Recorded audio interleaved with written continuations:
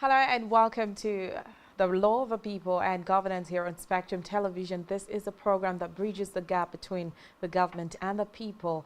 And of course, it explains government policies to the people and sends feedback from the people to the government as well. My name is Rachel David White.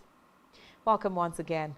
Well, today we'll look at some of the reports that are making the rounds on the media spaces today in Nigeria. And of course, we'll take a clear and wide look at the president's speech when he says he inherited a bad economy from the past administration that was marked by His Excellency Muhammadu Buhari. But first, let's head to the House of Representatives ad hoc committee investigating the utilization of ecological funds and other intervention funds of the Great Green Wall project.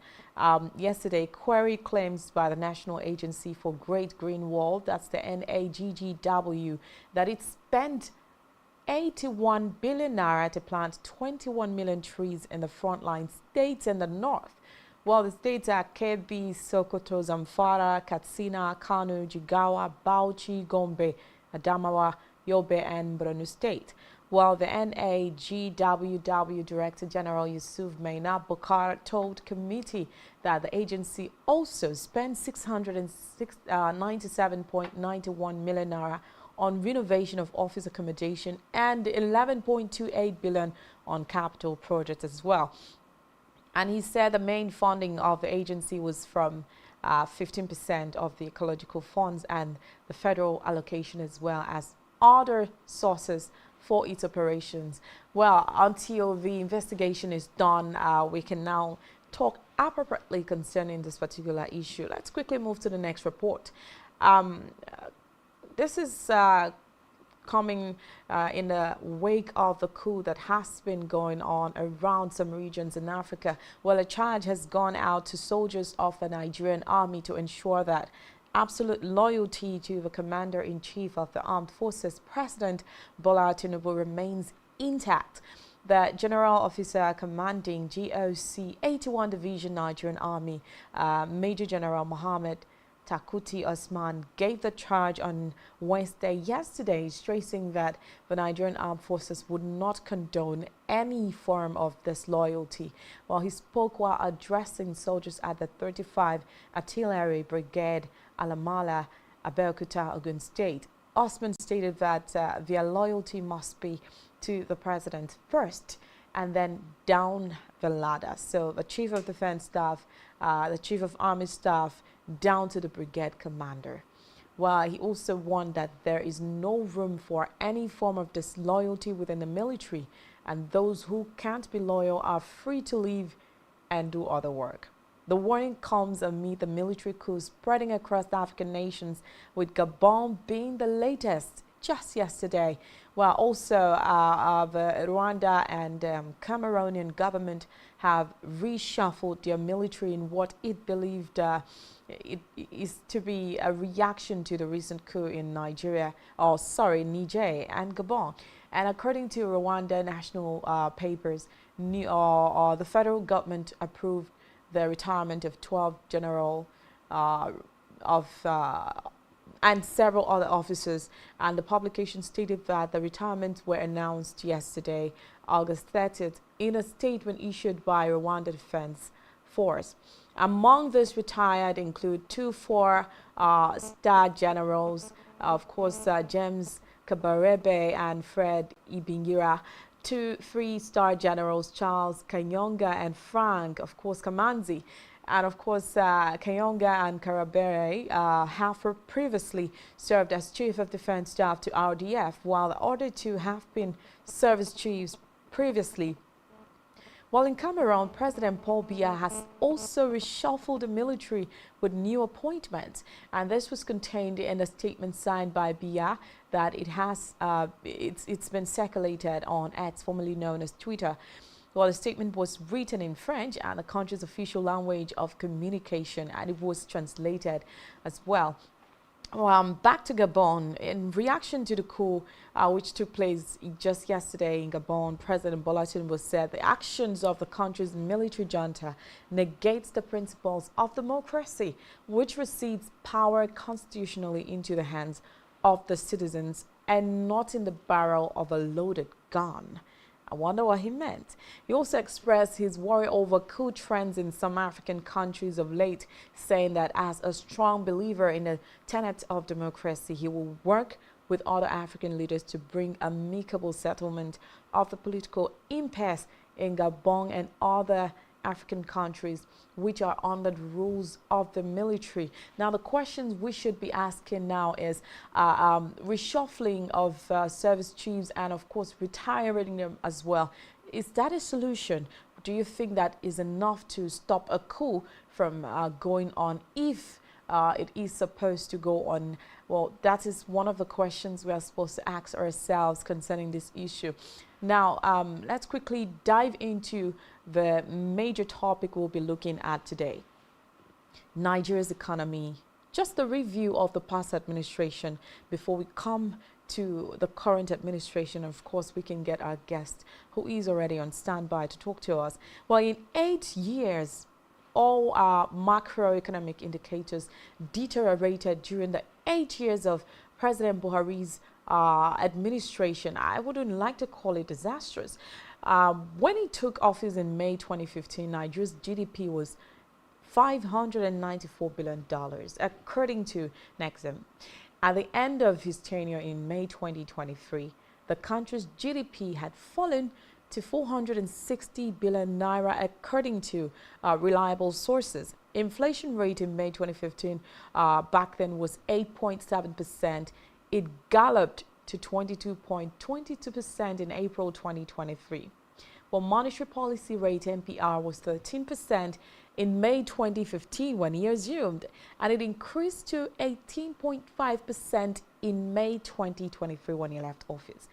While official foreign exchange rate was 197 naira, of course, per US dollar, and the parallel market rate was, I think, 220 naira per US dollar in May 2015.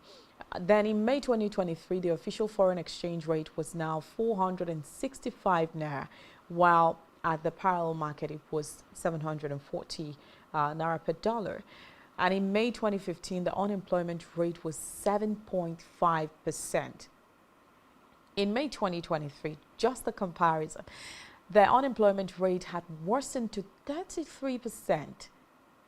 In May 2015, total public debt was 12 trillion naira.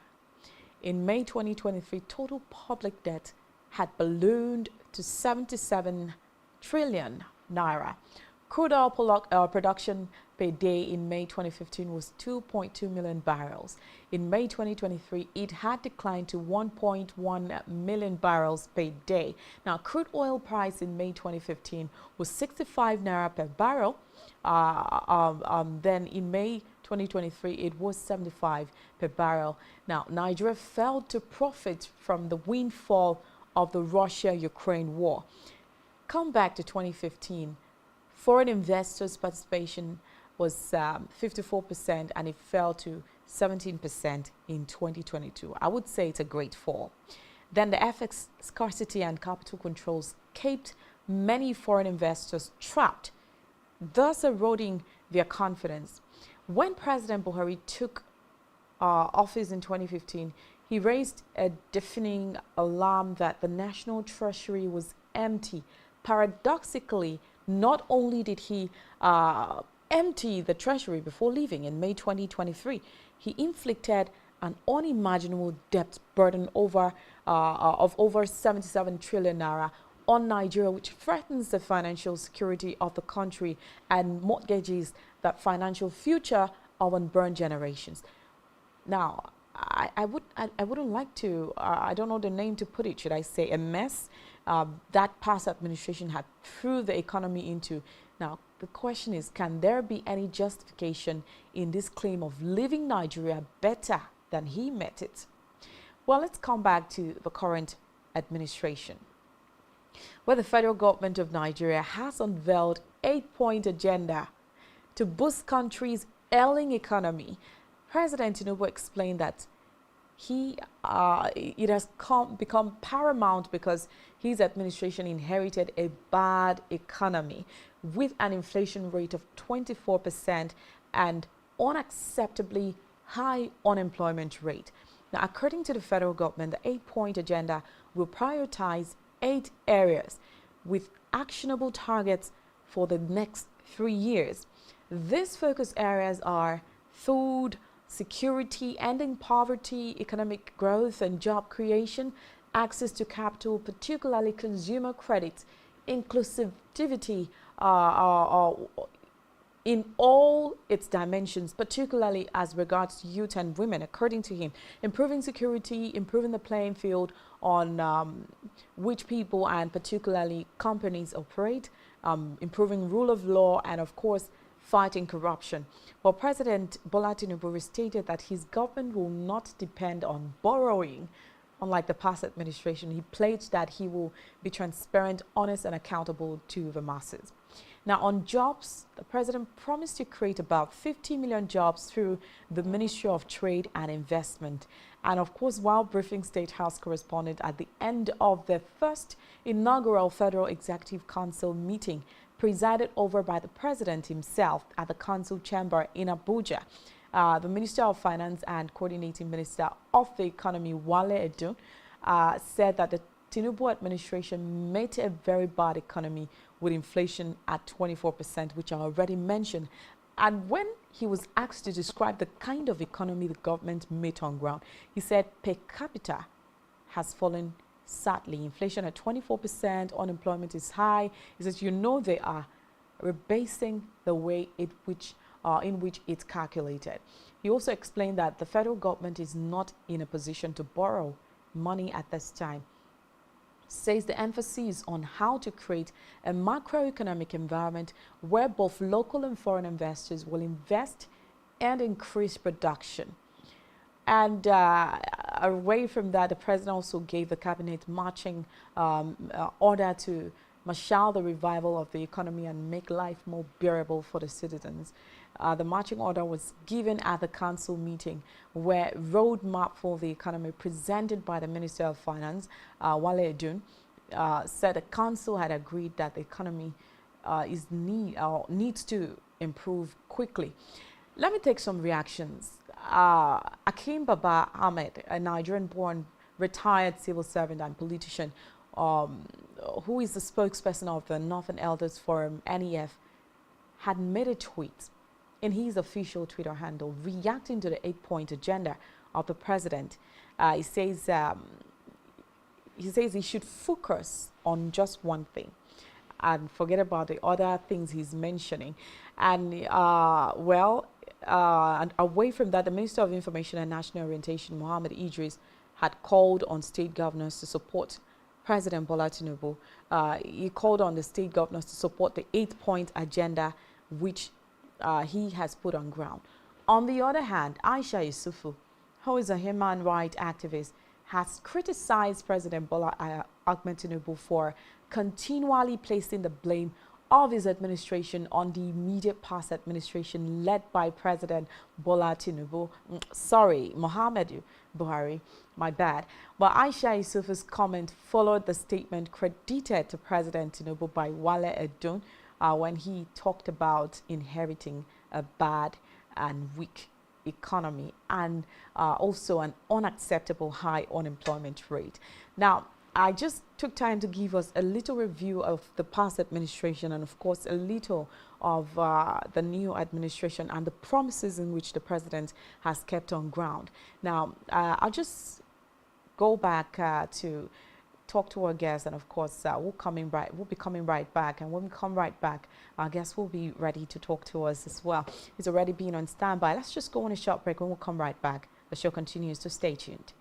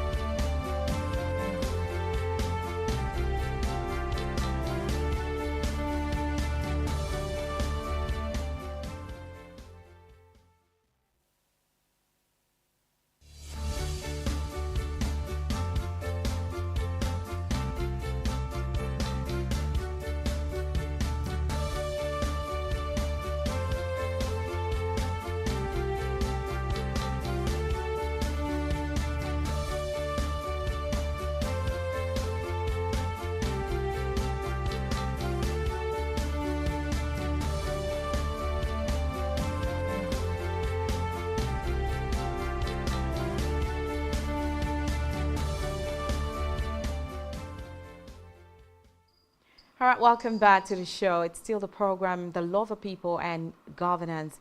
Well, we've been taking a look at the past administration and, of course, the present as well. As the president says, he inherited a bad economy. And we're being joined virtually by David Hundan, an investigative journalist. Welcome on the show, David.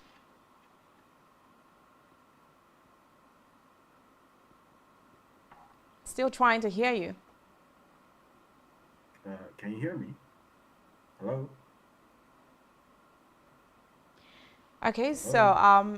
I think it's from here, so I'm still trying to hear what you're saying. Can you hear me?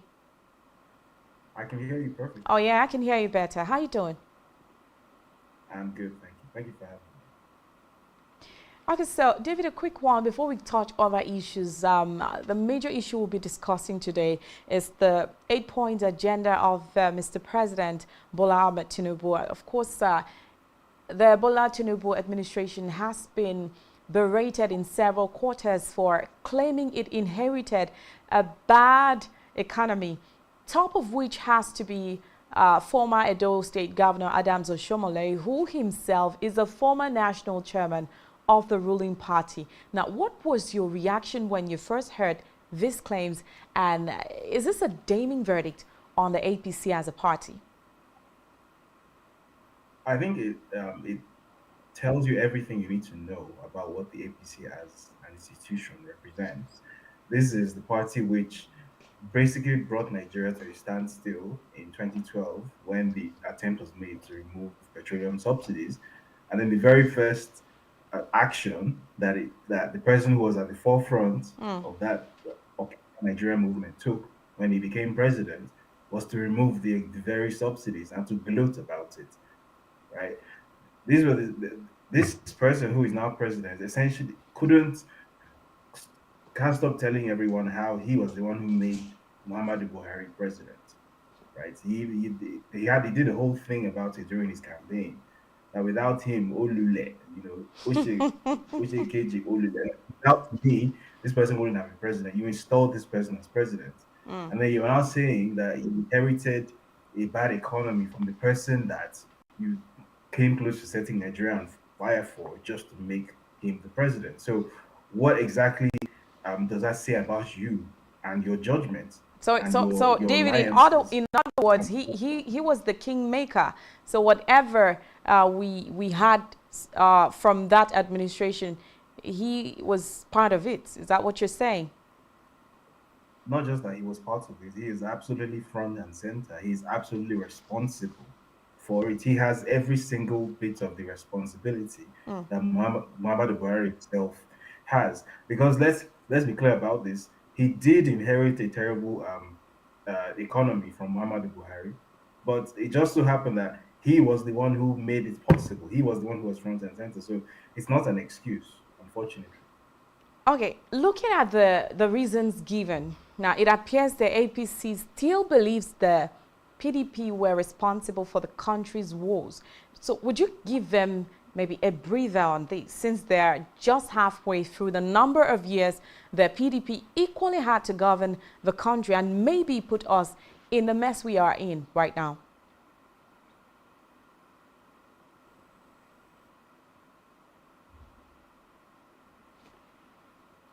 Hello, David. Okay, I think we're having some network issues. Okay, what do you say?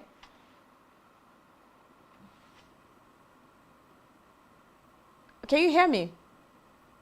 Yes, yes. I didn't hear the question. Oh, Go okay. ahead. So I'm going back to the question. Um, now, given looking at the reasons, right? Given, if you look at the reasons the APC is giving, it appears they still believe that the PDP were actually responsible for the country's problems. So, would you now say, let me give them a break, a breather on this, since they're just halfway through the number of years that the PDP that had governed the country for a longer time equally had to govern, of course, the country and maybe put us in the mess that we are right now. So would you give them a break, or would you say that's an excuse enough?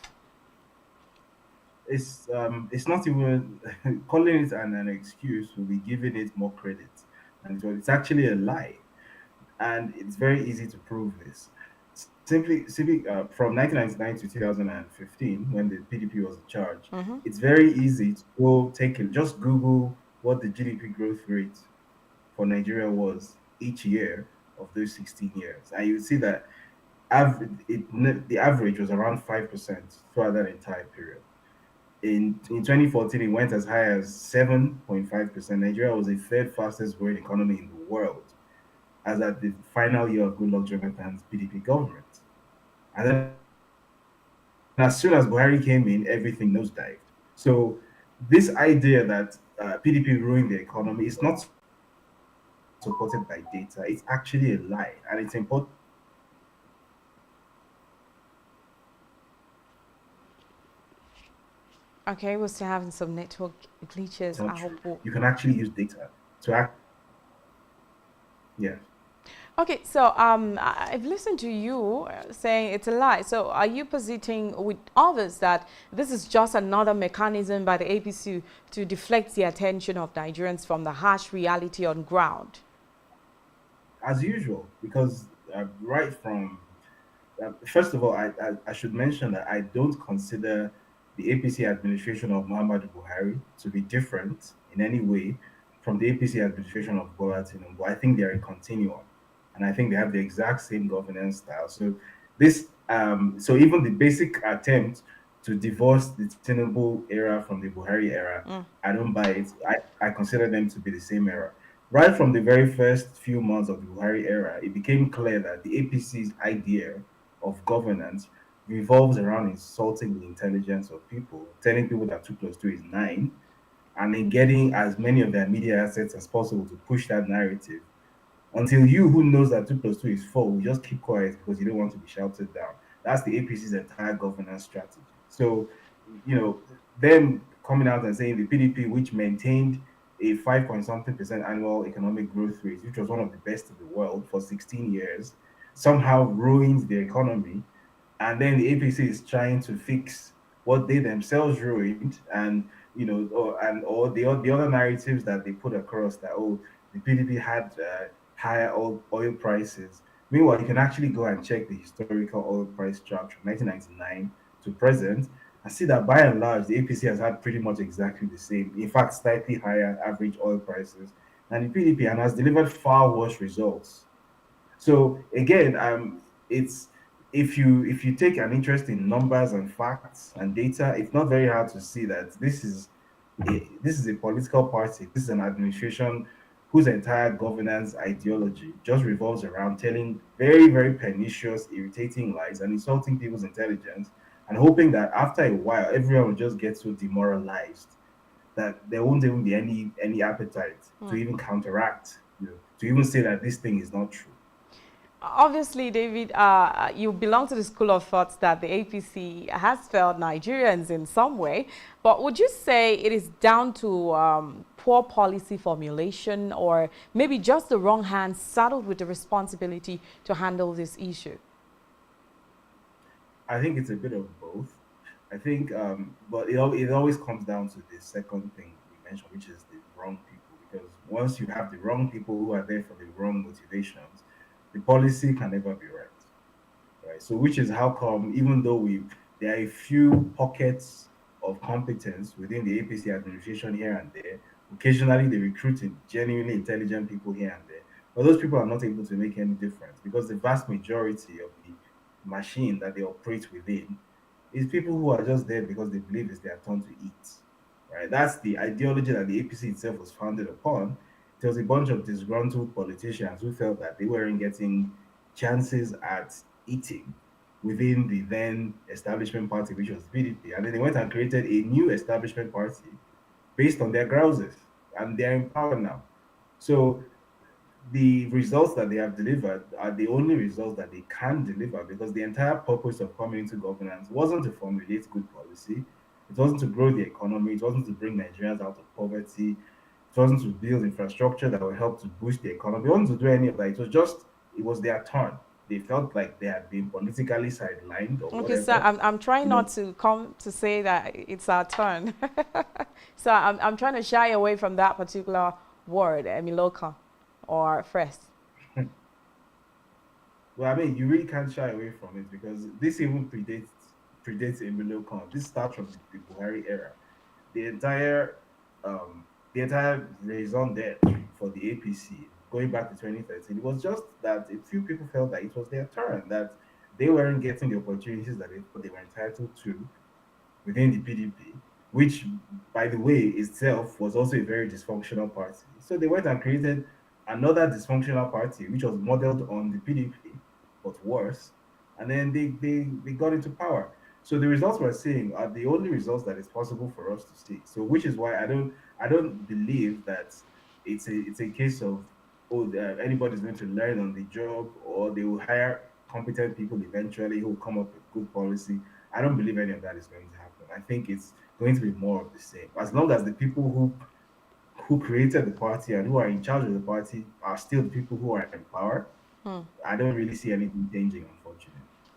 Now, okay, asking differently now. Now, if you had to agree with the position that truly the problems were indeed inherited, right? Which you had mentioned in your first Yes. question. Now, how, how then can succeeding government tackle Nigeria's problems head on without having to apportion blames? So the first thing would be, I guess, if the APC government were serious about actually trying to make a dent in these problems,